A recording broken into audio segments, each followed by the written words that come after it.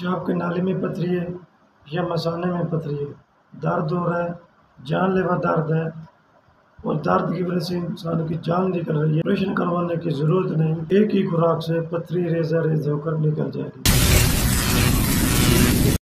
السلام علیکم ورحمۃ اللہ وبرکاتہ۔ ناظرین، مثانے میں پتھری ہے یا پیشاب کی نالی میں پتھری، ایک ہی خوراک سے پتھری ریزہ ریز ہو کر باہر نکل جائے گی۔ پیشاب کے نالی میں پتھری ہے یا مثانے میں پتھری ہے، درد ہو رہا ہے، جان لیوا درد ہے اور درد کی وجہ سے انسان کی جان نکل رہی ہے، آپریشن کروانے کی ضرورت نہیں، ایک ہی خوراک سے پتھری ریزہ ریز ہو کر نکل جائے گی۔ وہ نسخہ کون سا ہے جس کے استعمال کرنے سے پتھری جو ہے ریزہ ریز ہو کر نکل جائے گی؟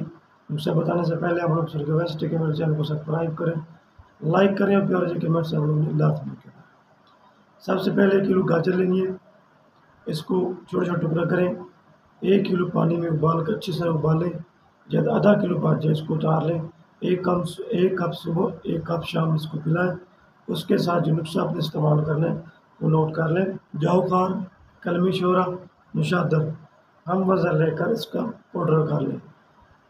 1 ماشے کی پوڑیاں بنا لیں، 1 پوڑی صبح تازے پانی کے ساتھ استعمال کریں، انشاءاللہ ایک ہی خوراک سے پتھری ریزہ ریز ہو کر باہر نکل جائے گی، آپریشن کروانے کی ضرورت نہیں پڑے گی۔